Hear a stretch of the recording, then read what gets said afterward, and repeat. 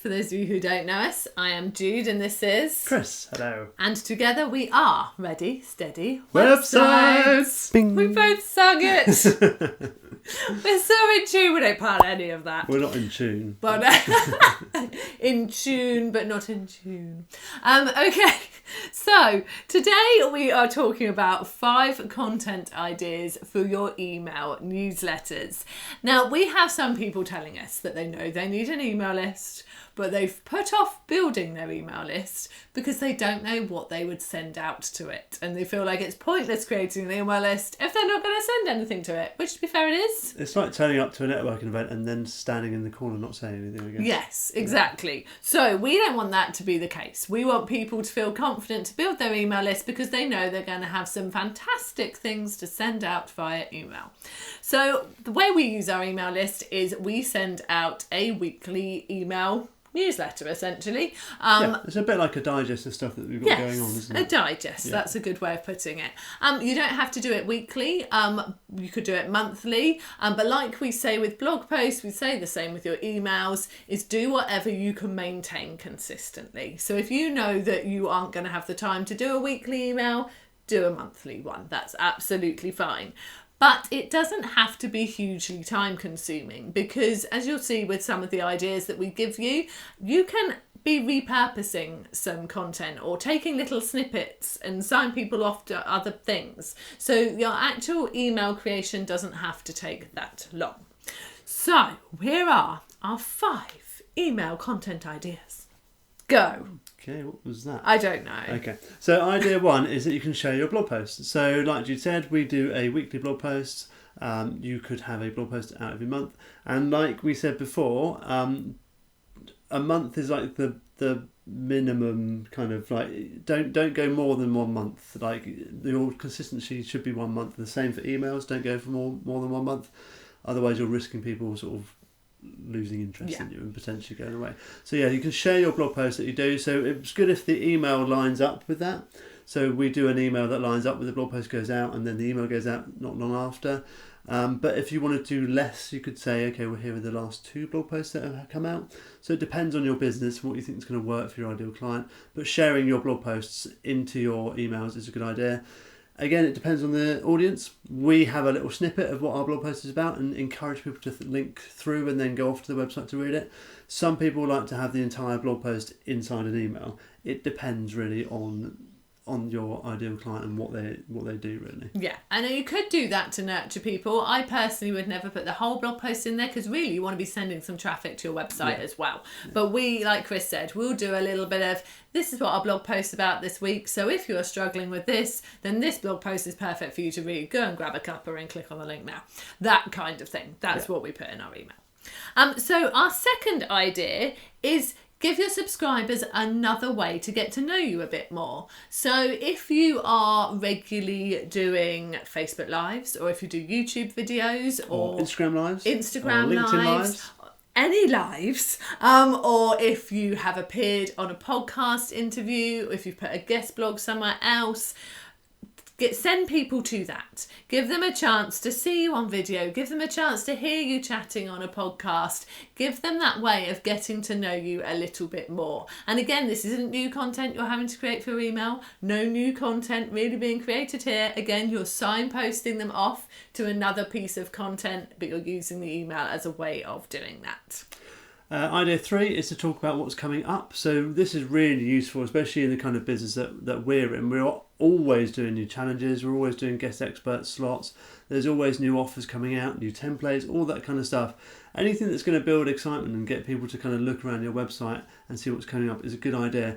Even on our freebies page, we have a little section where it says coming up, so you can go and get more information, sign up for future challenges and things. So anything that's coming up that's relevant for your ideal client, feel free to share that with them. And it doesn't necessarily have to be the stuff that's coming up for you directly for them to go and look at on your website directly. If you feel it's relevant to your ideal client, even if you're sending them somewhere else, they'll still appreciate the fact that you know what their kind of thing they're after and that you're sharing a relevant resource and that it's not all about you, but it's all about them. And it doesn't always need to have a link initially either as well. Like we have got some new website templates being released fairly soon. So when we first put that in the email, we literally just said, we are designing some new email templates. They are going to appeal. Website template. We don't do email templates. We are designing some new website templates. They are going to appeal to authors, podcasters, influencers and creatives. And just so that those people on our list just have that in their mind and think, oh, I'll keep an eye out for that then. So just a little snippet, couple of sentences, just to get people's attention sort of peaked, ready for when that happens. Another idea is to sell your stuff, because you are in business to make money. Wow. I know, shocking. But don't do this one in every email. So we recommend that, a couple of emails go out that are just about your blog, about other things you've been doing, stuff you've got coming up. But, every 3 or 4 weeks, do sell something. Do say that, perhaps you've got an offer on, or do just let them know that, your most popular product at the moment is this, which helps with this. And if they'd like to take a look at it, here is the link, because these people are on your list for a reason. They like what you do. They need what you do. Otherwise, they wouldn't be there. So do use your emails to sell your stuff, but not all the time. Build up a bit of a rapport, then do a bit of selling. Build up a bit of a rapport again. Do a bit more selling. If you're sending out a monthly email though, it maybe you do want a section on there every month that points them to a product or a service or an offer. But if you're doing a weekly email, I wouldn't recommend you sell every week. And people are nervous about selling things on emails, and they're worried about people unsubscribing. Essentially, as soon as someone unsubscribes from your emails, you know for sure that they weren't your ideal customer, and you can just move on. Don't worry about it. If people unsubscribe in 5, 10s, 15s, they're just not your ideal client, okay? Yeah. And you can move on. You were never gonna sell anything to them. So just move on and continue doing what you're doing. Because if you believe in what you're doing, you've got passion in what you're doing, you're helping your ideal client, then you can sell things to people. That is how business works. Definitely, and it's much more important, like Chris says, to have fewer of the right people than lots of the wrong people. Yeah. Like we sent out a weekly email, and there will be 4 to 6 unsubscribers every week. And at the start, I used to not like that. I used to think, what did I write in the email that was so wrong? Why did they leave us? And now I just go, there goes another 6. And it doesn't even bother me. I clock it because I look at our email stats. I check people are clicking through. I check it's being opened. It's mainly so I know that I've got my titles right on things and they're working. They're piquing people's interest. That's why I have a look. And it doesn't matter to me now that people unsubscribe, because it's just what happens, and that's fine. So idea number 5 is talk about what other people are doing. So if you, we work quite closely with some photographers.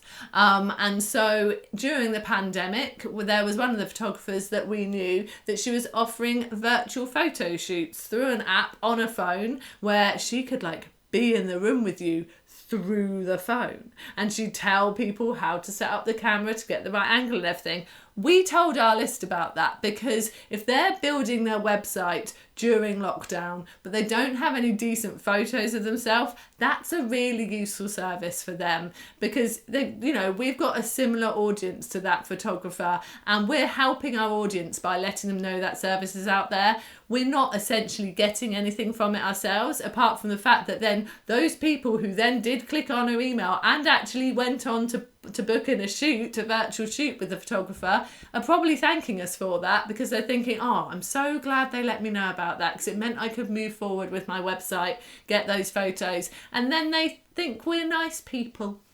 So do tell people about other things that other people have got going on if it's relevant to them. And just some other little tips as well is that always link to your website in some way from your email newsletter. Even if you don't have a blog, link to it in some way. It could even be, oh, I've got some fantastic new testimonials, or we've written a new case study. Whatever it is, let people know.